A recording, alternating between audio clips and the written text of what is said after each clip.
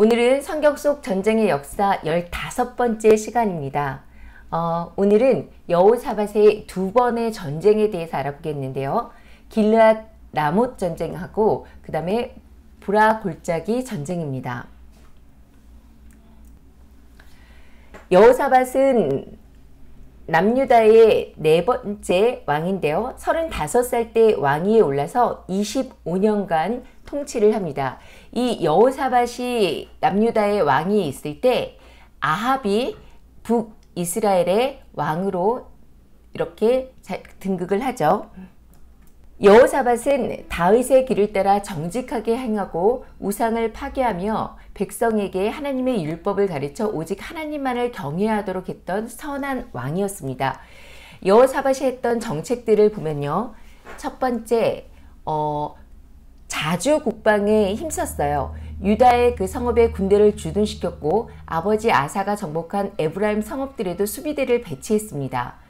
또 두 번째는요. 종교개혁에 힘썼는데 여호사밧 왕은 바알에게 구하지 않고 하나님께만 구하며 하나님의 계명을 지키는 경건함을 따랐습니다. 세 번째, 여호사밧은 자신의 거룩함에만 머물지 않고 남유다 전체의 거룩함을 추구했어요. 그래서 유다 곳곳에 세워진 산당들과 아세라 목상들 상당수를 유다에서 제거했고요. 또 레위 사람들과 제사장들을 유다 성읍에 파견해서 여호와의 율법을 백성들에게 가르치고 여호와를 경외하도록 이렇게 이끌었습니다. 이런 여호사밧의 통치에 여호와 하나님은 남유다에 강력한 외교력과 국방력을 주셨습니다. 그래서 보면은 첫째로 주변국들에게 두려움을 주셨다라고 이렇게 기록되어 있습니다. 그래서 주변국이 여호사밧을 공격하지 못하도록 이렇게 만드셨죠. 그리고 심지어 블레셋 일부 성읍들은 예물과 은을 이 남유다의 조공으로 바쳤고요. 아라비아 족속들, 사람들도 이 수양 7,700마리 또 숫염소 7,700마리를 조공으로 남유다에 바치게 되었습니다. 또 둘째로 여호사밧의 국방력이 최고조로 달했는데요. 이때 견고한 요새들과 무기 그리고 군량미를 저장할 수 있는 창고들을 많이 건축할 수 있고 그것을 가득 채워 넣었죠. 막강하고 거대한 군사력이 이때 갖춰졌습니다. 유다 지파에는 그 아디나, 여호하난, 아마시아, 또 베냐민 지파에는 엘리야다, 여호사밧을 군장으로 하는 총 116만 명, 그러니까 정규군과 비정규군을 포함해서 이렇게 거대한 군대를 이때 소유할 수가 있었습니다. 이들이 모두 성경에 큰 용사여 왕을 충성스럽게 섬기는 자들이라고 이렇게 기록되어 있는데요. 여호사밧 시대는 다윗과 솔로몬이 경건을 행했던 시절의 국방력과 경제력이 최고조로 이렇게 올라갔던 것처럼 역시 여호사밧 시대에 이 남유다의 전성기와 같은 은혜의 시대를 만들 수 있었다. 그것은 누구 때문에? 여호사밧이 경건을 행했고 그리고 여호와 하나님께서 국방력을 주셨기 때문에 이런 은혜의 시대를 겪을 수 있었던 거죠. 이렇게 신앙적으로 바로 서 있던 여호사밧이 그런데 이 재임기에 결정적인 그리고 치명적인 실수를 하게 됩니다. 북이스라엘의 아합 왕과 이세벨의 딸이었던 아달랴를 자신의 아들인 그 여호람과 정략 결혼함으로써 동맹을 맺는 것이었는데요. 여러분 그런데 한번 생각해 보세요. 이때 이 동맹, 북이스라엘과 남유다의 정략 결혼으로 인한 동맹이 당시의 그 백성들에게, 남유다 백성들이나 북이스라엘의 백성들에게 어떻게 와닿았을까요?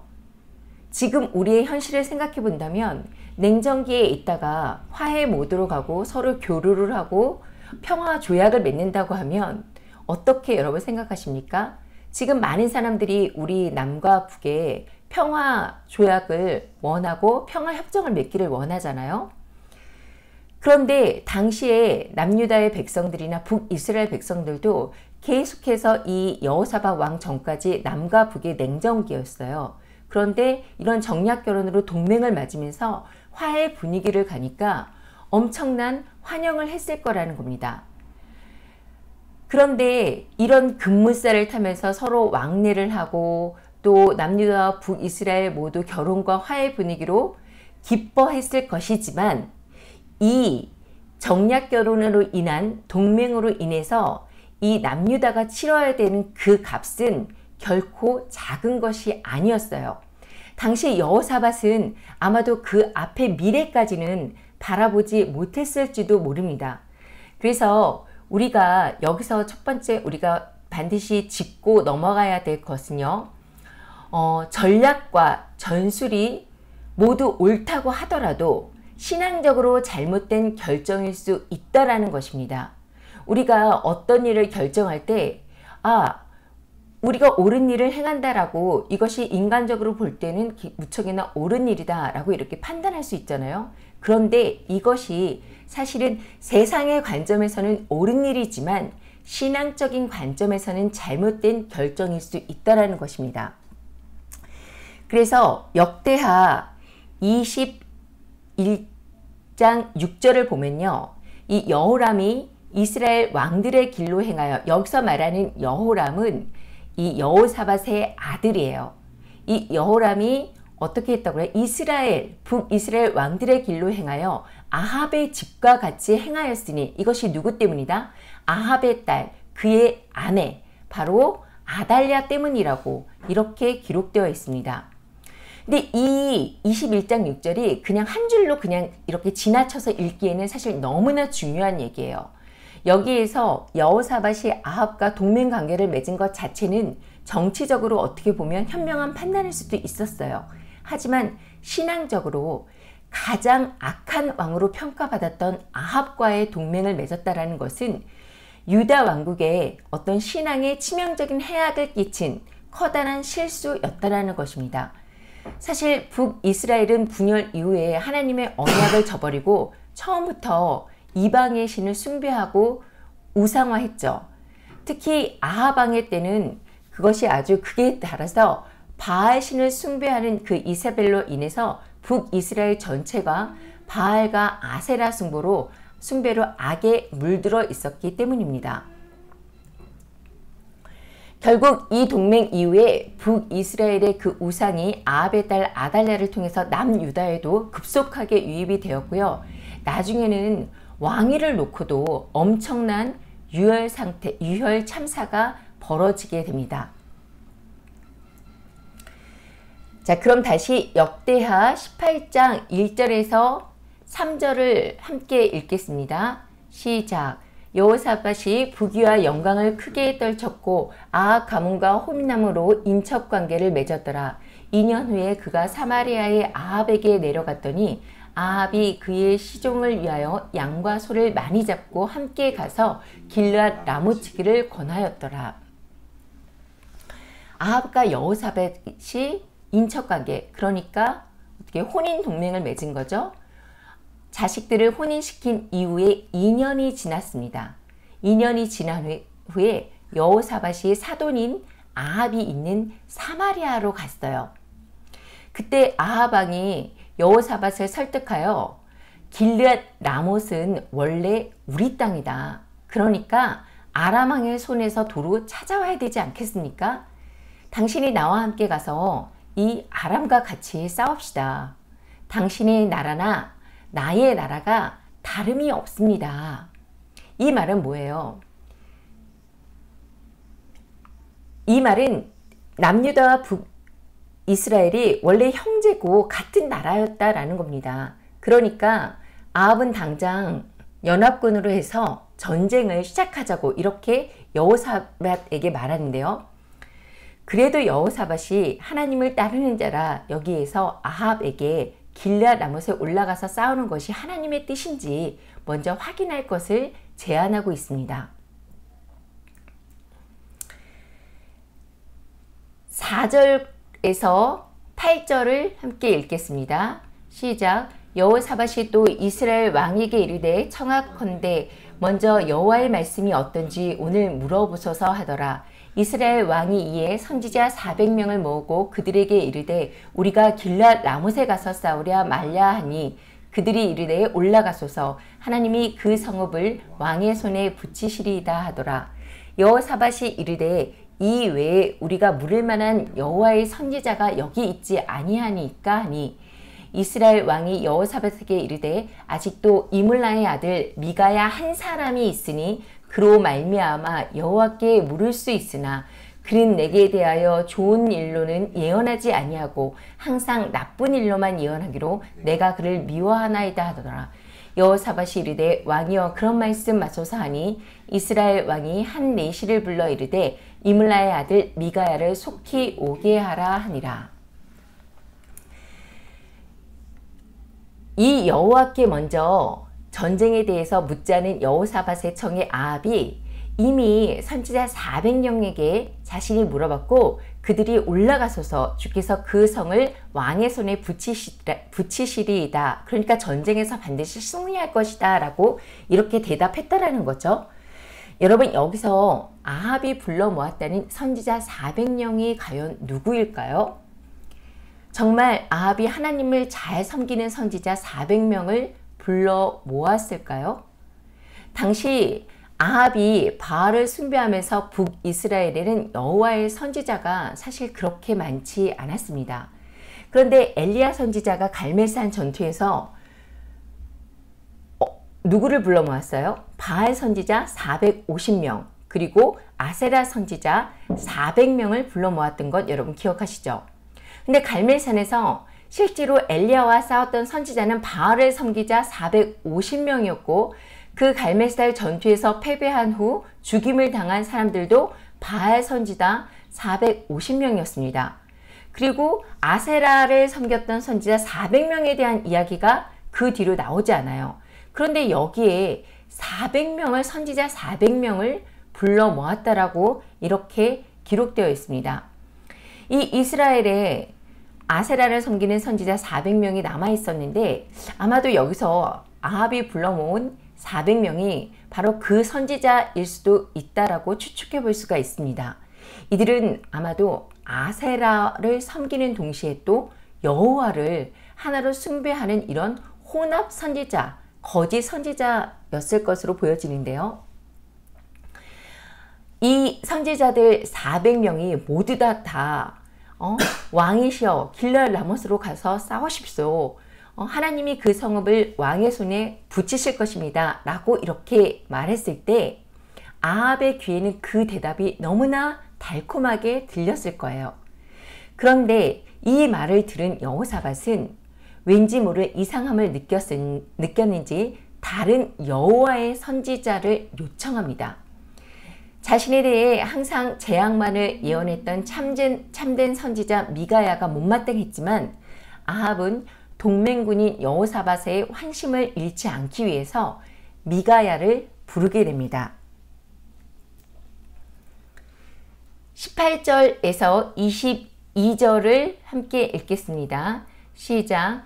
미가야가 이르되 그런즉 왕은 여호와의 말씀을 들으소서. 내가 보니 여호와께서 그의 보좌에 앉으셨고 하늘의 만군에 그의 좌우편에 모시고 서는데 여호와께서 말씀하시기를 누가 이스라엘 왕 와합을 깨어 그에게 길르앗 라못에 올라가서 죽게 할까 하시니 하나는 이렇게 하겠다 하고 하나는 저렇게 하겠다 하였는데 한 영이 나와서 여호와 앞에 서서 말하되 내가 그를 꾀겠나이다 하니 여호와께서 그에게 이르시되 어떻게 하겠느냐 하시니 그가 이르되 내가 나가서 거짓말하는 영이 되어 그의 모든 선지자들의 입에 있겠나이다 하니 여호와께서 이르시되 너는 꾀겠고 또 이르리라 나가서 그리하라 하셨는즉 이제 보소서 여호와께서 거짓말하는 영을 왕의 이 모든 선지자들의 입에 넣으셨고 또 여호와께서 왕에게 대하여 재앙을 말씀하셨나이다 하니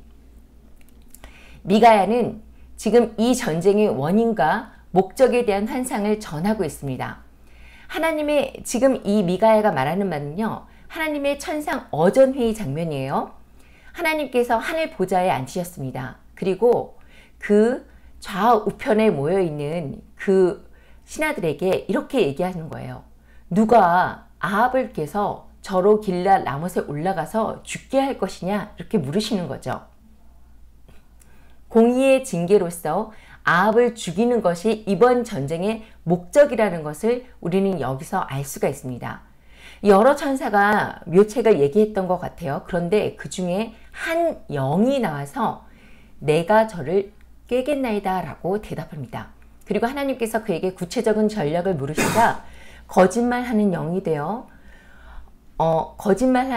되어서 아합의 모든 선지자들의 입에 있겠다라고 이렇게 이야기를 하고 있어요. 여러분, 거짓말하는 영이 무엇일까요? 이 질문에 대해서 하나님의 어전회의에 참석한 사탄이라고 보는 견해가 있을 수 있습니다. 요한복음에 보면은 죄송합니다. 요한복음에 보면 사탄을 처음부터 살인하는 자, 거짓말의 아비라고 말하고 있죠. 여기서 우리가 주목해야 할 것은 하나님의 어전회의에 참석한 한 영이 거짓말하는 영이 되어서 아합의 선지자들 400명의 입이 된 것은 하나님의 심판으로 아합의 악에 대해서 하나님이 어떻게 응답하셨다는 거예요? 미혹으로 응답하셨다는 겁니다. 하나님이 직접 미혹을 하셨다는 게 아니에요. 한 영, 그것이 사탄이건 혹은 천사 중에 한 명이건 간에 이 미혹으로 그 아합을 꾀겠다라는 그 말에 하나님이 여기에 허락하셨다라는 것입니다. 사실 아합은 하나님을 거역하고 스스로 바알의 종이 되어서 악을 행했음에도 불구하고 하나님의 많은 도우심을 받았던 왕입니다. 이미 아람과 2번의 전쟁이 있었어요. 그런데 이 2번 다 크게 승리를 했고 이길 수 없는 전쟁이었거든요. 그런데 크게 승리를 했고 자신감이 높아질 대로 높아져 있는 상태였습니다. 특히 아람과의 그 2차 전쟁에서는요. 아람의 왕 그 베나닷 2세를 죽일 수 있는 기회가 있었습니다. 하나님이 분명히 이 아람 왕 2세의 그 목숨을 아합 왕에게 붙이셨는데 목숨을 구걸하는 베나닷을 살려주고 아버지 때 빼앗은 그 길앗 라못을 돌려주겠다는 그 약속을 듣고 또 다마스에게 자신의 이름, 아합의 이름을 붙인 거리를 만들겠다라는 이 베나닷 2세의 제안에 베나닷을 병거에 태워서 퍼레이드를 하고서 살려서 보내줬습니다. 아합은 전쟁에서 진 패장 그 베나닷을 옆에 세우고 우쭐하면서 자신이 너무나 인자하고 관대한 사람이라는 것을 사람들에게 보여주고요. 정치적인 그 쇼를 한 거죠. 그리고 정치적, 경제적 이익을 따져서 자신에게 이것이 더 이득이라고 판단했어요. 그래서 베나닷 2세를 살려서 보내줬습니다. 하지만 이것은요, 절대 하나님이 기뻐하는 일이 아니었다라는 것입니다. 왜냐? 여호와는 산의 신이요 골짜기의 신은 아니다라면서 이스라엘과 전쟁을 하기 위해서 출정했던 그 베나닷 2세는 진멸해야 되는 대상으로 하나님이 정하셨고 이 전쟁을 통해서 이스라엘 백성들과 세상에 여호와 하나님을 알리려는 것이 이 2차 전쟁을 승리로 이끈 하나님의 목적이셨어요. 그런데 이 하나님의 목적과 달리 아합은 자신의 뜻과 생각대로 베나닷 2세를 살려줬던 것이죠. 어디서 비롯된 것? 아합 자신의 욕심 때문이었습니다. 결국 이 욕심이 베나닷이 약속을 깨고 길앗 라못을 돌려주지 않자 길앗 라못을 빼앗기 위한 베나닷 2세와의 3차 전쟁으로 이어지는 거예요. 이 아합의 욕심에 대해서 하나님은 거짓말하는 영, 미혹을 허용함으로써 심판의 덫을 놓으셨습니다. 얼마 전에 아주 우리나라의 그 유명한 국가대표 펜싱 여자 선수가 재벌 3세를 사칭하는 15살 연하의 여자에게 결혼 사기를 당하고 이 재벌 3세를 사칭한 사람에게 무려 30명 가까운 사람들이 30억이 넘는 돈을 사기당했다는 뉴스가 전국에, 이 뉴스로 인해서 전국이 아주 시끄러웠었죠. 많은 사람들이 야, 이런 말에 속는 게 가능하냐 이렇게 말씀을 하던데요. 어떻게 이렇게 많은 사람들이 뻔한 거짓말에 속아 넘어갈 수 있느냐고 성토를 했습니다.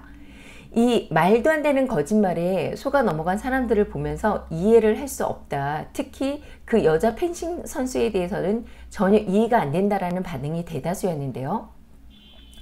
여러분, 이 재벌 3세를 사칭한 그 사기범은 그 고용한 경호원들을 대동하고 또 어떤 차를 타요? 아주 최고급 차를 타고 최고급 차를 선물합니다. 그리고 우리나라 뭐 상위 10%에 드는 그런 재력을 가져야만 살 수 있다라는 아주 최고급 아파트에 살면서 사람들을 미혹했어요. 이 사람이 누린 것이 무엇일까요? 사람들의 욕심, 그 욕심 가득한 마음이었습니다. 사람의 욕심, 그러니까 이생의 자랑, 육신의 정욕, 안목의 정욕을 자극했던 것인데요.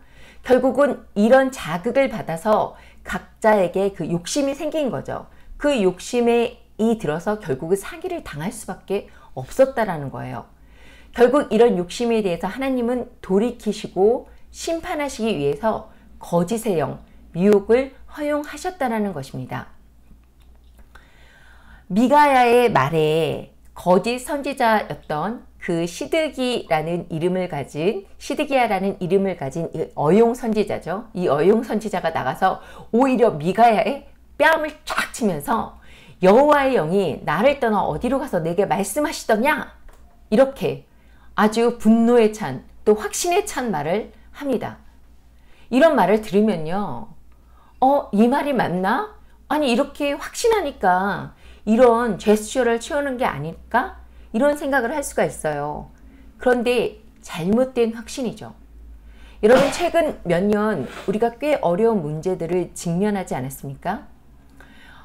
우리나라 입장에서 보면 북한의 핵 개발이 가속화되면서 오히려 평화라는 그 이름으로 남북 합의문들을 계속해서 발표를 했고 서로 약속을 맺었어요.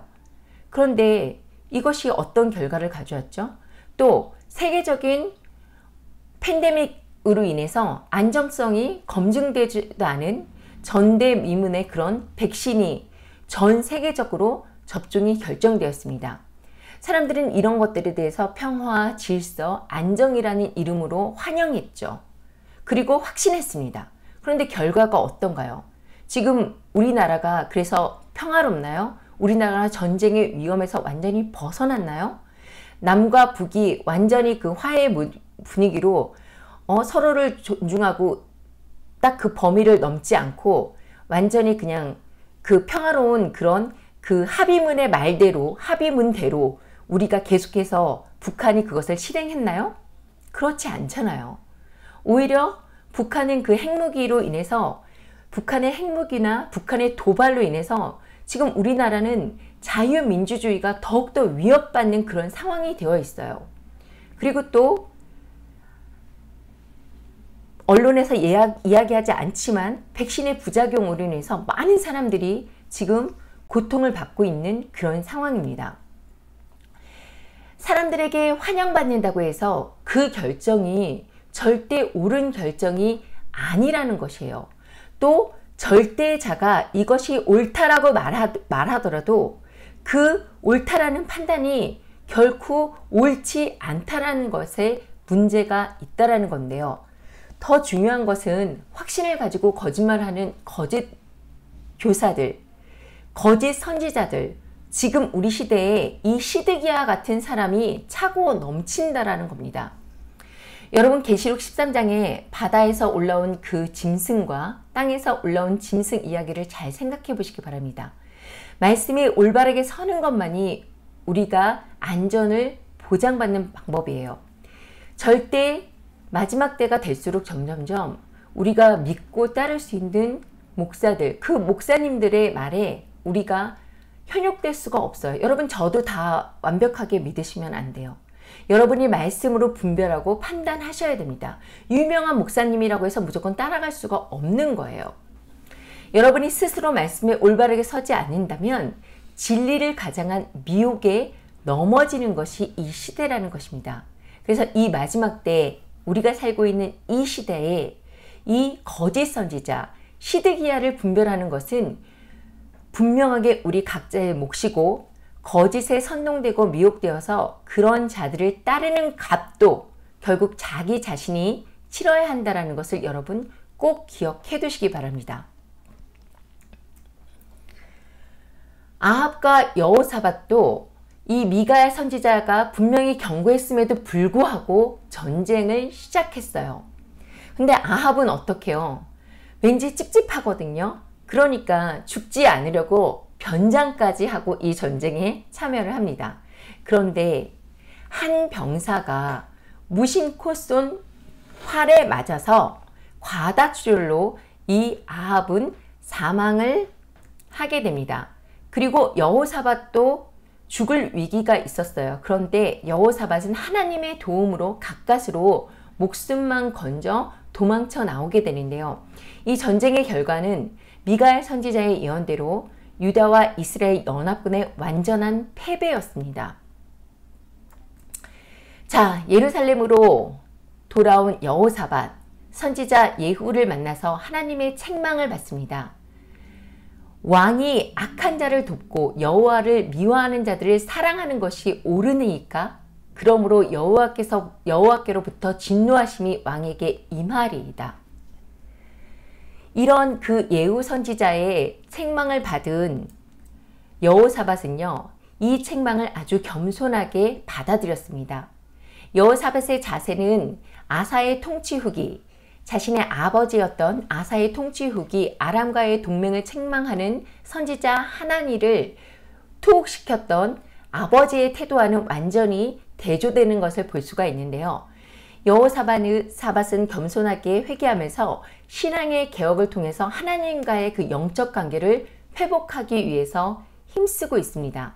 먼저 직접 그 온 유다를 다니면서 사람들을 여호와께 돌아오게 하고요. 1차 신앙 개혁 때는 본인이 직접 이렇게 돌아다니지를 않았어요. 하지만 지금 예후의 책망 이후에 2차 종교 개혁 때는 여호사밧이 직접 온 유다를 다니면서 사람들에게 경건하게 살 것과 여호와께 돌아올 것을 직접 이렇게 다니면서 권고하고 선포하고 있습니다.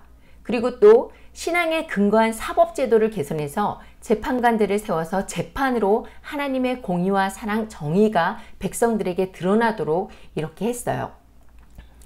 여호사밧이 아합과 함께 아람을 상대로 치른 이 길앗 라못 전투에서 패하게 되자 이 기회를 잡아서 그 요단강 동쪽 작은 나라들, 그 모압과 암몬, 그 암몬이 연합군을 형성해서 여호사밧을 공격합니다. 이 전쟁의 그 원인은 예후에게 그 예언된 것처럼 아합과의 그 동맹으로 인한 것이었는데요. 적국들은 그 사해를 넘어 엔게디까지 와서 진을 치고 있었습니다. 잘못된 연합으로 길앗 라못 전쟁에서 대패를 경험했던 그 여호사밧은 이들 그 나라의 그 연합군의 침공은 사실 굉장한 위기였어요.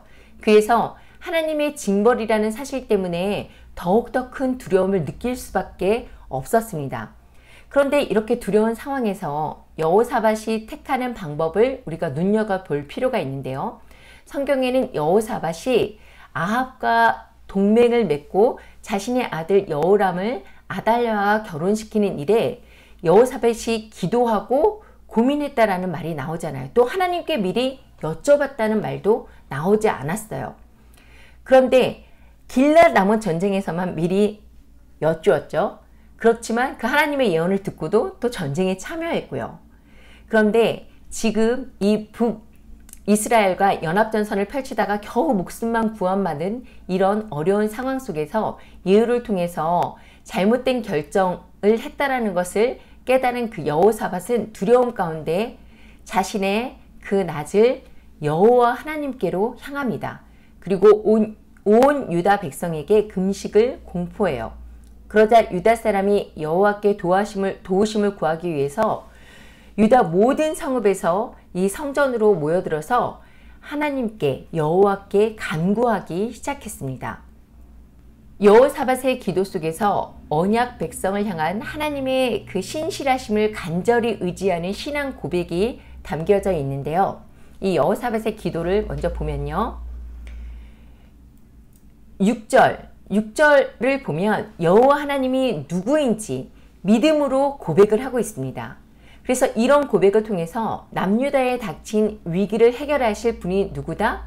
유일한 존재, 오직 하나님밖에 이 남유다에 닥친 위기를 해결하실 분이 없다라는 것을 고백하고 있는 거예요. 또 두 번째, 아브라함에게 주신 자신의 그 조상 아브라함에게 주신 그 언약의 내용을 기억해 달라. 그리고 또 솔로몬 왕에게 주셨던 그 언약대로 우리가 이렇게 성전에서 기도하는 것을 응답해 달라. 이렇게 간구를 하고 있습니다. 그리고 세 번째로요. 모압과 암몬의 침략은 유다로부터 하나님께서 주신 언약의 땅을 빼앗고자 하는 것으로 하나님과 유다의 언약 관계를 깨트리려는 아주 악한 의도를 가지고 있다라고 이렇게 고하고 있어요. 결국 여호사밧은 이 전쟁이 하나님의 전쟁이라는 사실을 강조하고 있다는 것입니다. 그러면서 12절, 13절에 이렇게 기도를 하고 있죠. 우리 하나님이여 그들을 징벌하지 아니하시니까 우리가 치러오는 이 큰 무리를 우리가 대적할 능력이 없고 어떻게 할 줄도 알지 못하고 오직 주만 바라보나이다. 여호사밧은 자신의 군사력도 어떤 모략도 의지하지 않고 있습니다. 그리고 오직 주만 바라보나이다 라고 이렇게 고백하면서 하늘에 계시며 또 열국을 다스리시는 전능하신 하나님, 그리고 그의 백성을 구원하신다고 약속하셨던 그 여호와 하나님을 향해서 전적인 신뢰와 지금 의존을 기도하고 있습니다. 이렇게 간곡한 여호사밧과 유다 백성들의 기도에 하나님의 응답이 지체되지 않고 바로 내려옵니다. 레위 사람 야하시엘을 통해서 이 하나님의 응답이 전달되는데요.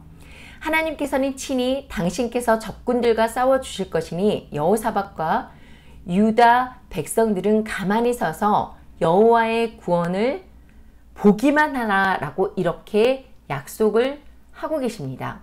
이때 야하시엘이 하는 말의 그 핵심은 바로 15절에 나오는 이 전쟁은 너희에게 속한 것이 아니오 하나님께 속한 것이다 라는 말씀입니다. 이 전쟁은 너희에게 속한 것이 아니다. 이 말이 중요하죠. 결국 여호사밧이 기도한 것도 이 전쟁을 통해서 하나님을 나타내 주십시오. 우리가 하나님의 언약을 믿습니다. 하나님이 뭐라고 언약하셨어요? 우리가 다 같이 모여서 성전에서 기도하면 하나님이 우리의 그 기도를 듣고 우리를 구원하신다고 약속하지 않으셨습니까? 이렇게 기도를 한 것에 대해서 하나님이 분명하게 이 전쟁이 너에게 속한 것이 아니요 하나님께 속한 것이다. 이 전쟁은 나의 전쟁이다 라고 이렇게 딱 응답을 하신 것입니다. 그래서 20절과 21절을 보면요. 아주 놀라운 그런 이야기가 나오는데요. 자, 20절과 21절 함께 읽겠습니다. 시작. 이에 백성들이 아침에 일찍이 일어나서 드고와 들로 나가니라. 나갈 때에 여호사밧이 서서 이르되 유다와 예루살렘 주민들아 내 말을 들을지어다. 너희는 너희 하나님 여호와를 신뢰하라. 그리하면 견고히 서리라. 그의 선지자들을 신뢰하라. 그리하면 형통하리라 하고 백성들과 더불어 의논하여 노래하는 자들을 택하여 거룩한 예복을 입히고 군대 앞에서 행진하며 여호와를 찬송하여 이르기를 여호와께 감사하세. 그의 인자하심이 영원하도다 하게 하였더니. 자, 여러분 이 모습이 어때요? 이 모습은요. 어떤 군대가 전쟁에 이렇게 출전하는 모습, 마치 전투에 임하는 군인들의 어떤 행진이기보다는 어때요? 하나님께 예배하러 가는 그런 행군처럼 보이지 않나요? 이 드고아의 들은 베들레헴에서 남쪽으로 한 8km 지점에 있는 지역인데요. 해발 822m의 언덕에 있습니다. 이 언덕에서 하나님이 어떻게 일하시는지를 이 백성들이 보게 될 거예요. 그런데 여호사밧이 또 어떻게 말해요? 하나님 여호와를 신뢰하라, 선지자들을 신뢰하라, 이렇게 2번 반복해서 이야기하는데, 이 말은 계속 강조한 말이죠. 승리를 약속하신 하나님의 예언의 말씀을 너희들은 반드시 신뢰하라는 것입니다. 그리고 21절에 더 놀라운 것이 백성들과 더불어서 의논했다라는 거예요. 여러분, 왕이 백성들과 의논하는 거 여러분 본 적이 있으신가요? 대부분 왕은 명령을 하잖아요. 근데 여호사밧은 지금 백성들과 의논을 하고 있습니다. 그 의논의 결과가 하나님을 찬양하는 이 찬양대를 군대의 맨 앞에 세우는 것이었어요. 이런 전술은요, 일반 전쟁사에서는 결코 찾아볼 수가 없는 기가 막힌 행동이라고 할 수가 있습니다. 이 전술은 하나님의 약속을 철저하게 신뢰했기 때문에 나올 수 있는 그런 전술이에요. 왕만 신뢰한 것이 아니고요, 온 남유다의 백성들도 하나님을 신뢰했다라는 것을 우리가 여기서 믿을 수가 있고 볼 수가 있는 것입니다. 자, 이렇게 하나님의 능력을 전적으로 의지하는 성도들의 모습, 여러분 상상해 보세요. 그런데 이런 성도들의 모습을 보면 세상 사람들은 어떻게 볼까요? 너무나 어처구니 없고 어리석게 볼 수가 있을 것입니다. 고린도전서 1장 18절 말씀을 함께 읽겠습니다. 시작. 십자가의 도가 멸망하는 자들에게는 미련한 것이요 구원을 받는 우리에게는 하나님의 능력이라. 그렇습니다. 여러분, 이 십자가의 도는요, 세상으로서는요 도저히 이해할 수 없는 방법이라는 거예요. 너무나 미련하게 보이는 거죠. 그렇지만 구원받을 우리에게는 이것이 무엇이에요? 바로 하나님의 능력이죠.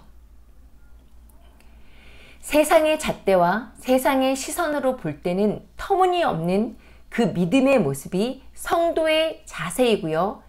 이 성도들이 구원받는 하나의 비결, 단 하나의 비결이라는 것입니다. 여러분, 이런 말 많이 하잖아요. 사는 게 전쟁 같다. 여러분도 그런 생각 하실 때 있지 않으신가요? 많은 사람들이 이런 말을 해요. 아, 사는 게 진짜 하루하루 사는 게 전쟁 같아요.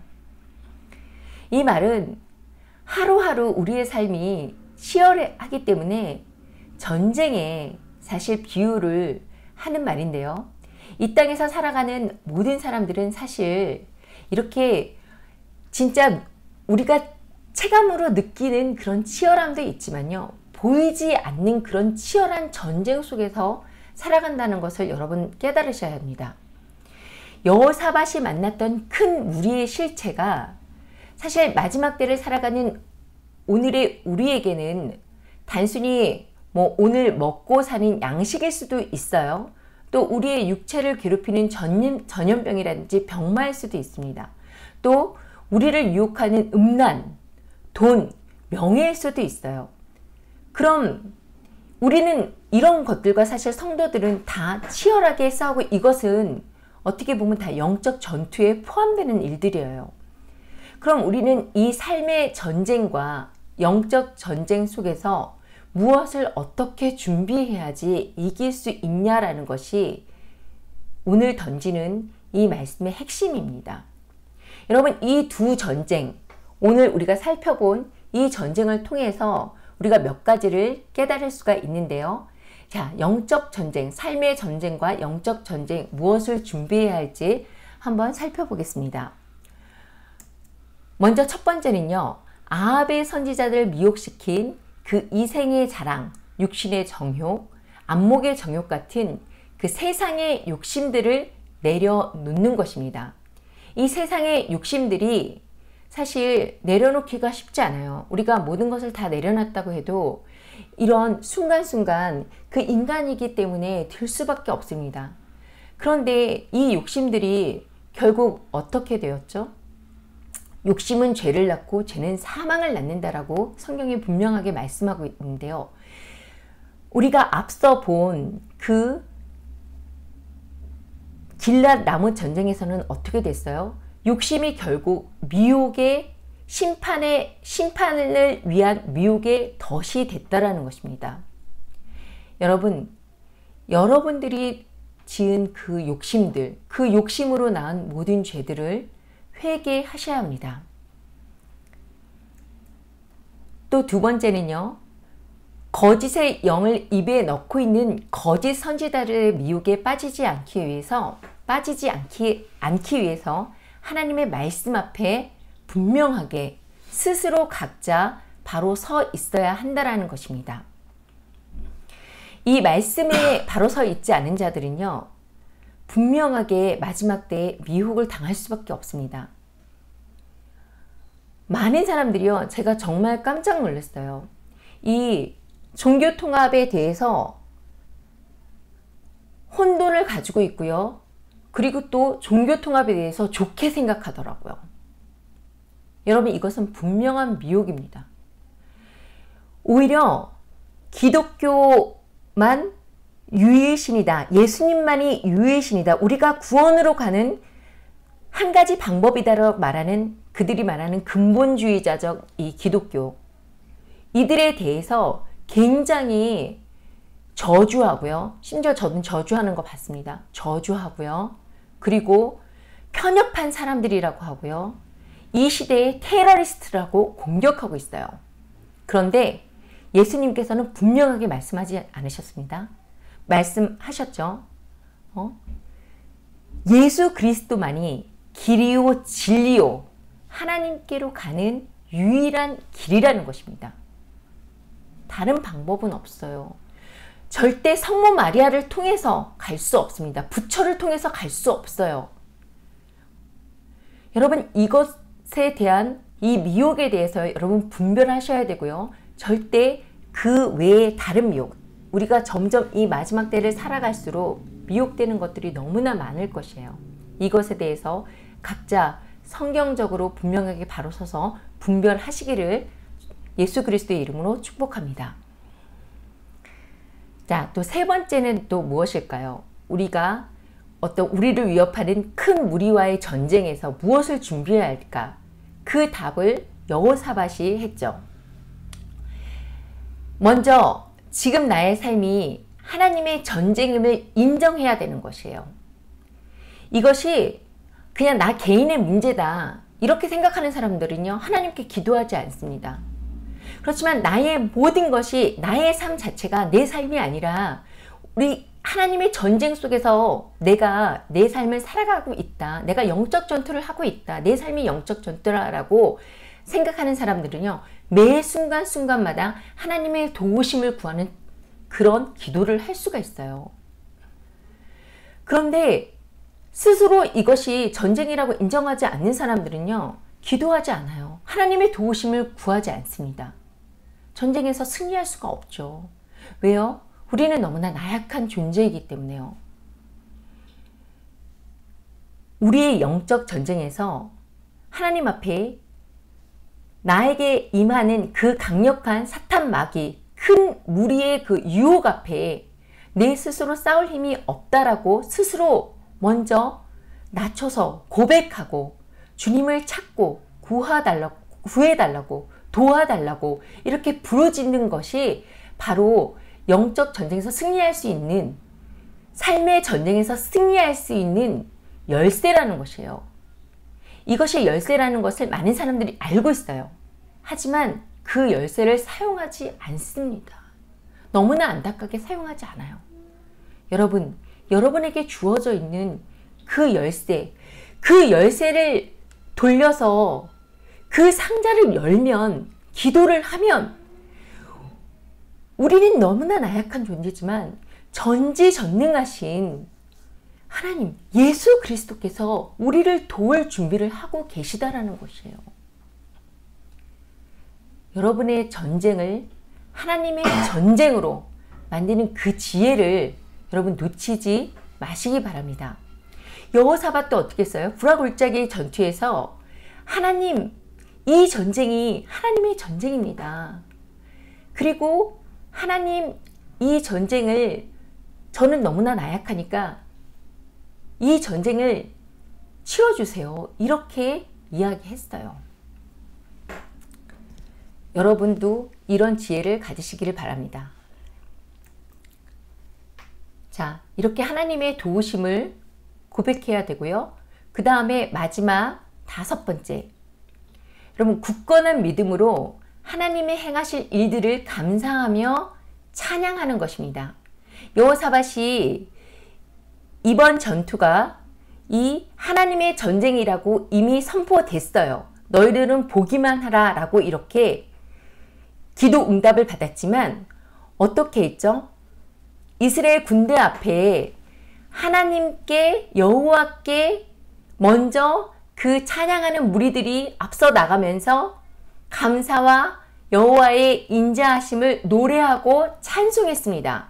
그런데 여기서 우리가 특이하게 봐야 될 것이 이렇게 여호와께 감사와 인자하심을 노래하고 찬송할 때 하나님이 복병을 두어서 유다를 치러 온 암몬 자손과 모압 자손을 패하겠다는 거예요. 이미 전쟁의 승리는 약속이 되었는데 여호와께 감사와 인자하심을 노래하고 찬송할 때 하나님이 복병을 두셨다는 것입니다. 하나님이 이때 움직이셨어요. 실제 막막한 현실 속에서 우리가 행동할 수 있는 것이 그리 많지 않다라고 여러분이 생각할 수가 있습니다. 하지만 나의 삶이 하나님의 전쟁임을 인정하고 또 나에게 그 거대한 그 무리를 싸워서 대항할 그 싸울 힘이 없다라고 고백하고 전능하신 하나님의 도우심을 구하면서 믿음으로 감사하고 하나님을 찬양한다면 여러분 영적 전투에서 반드시 승리할 수 있습니다.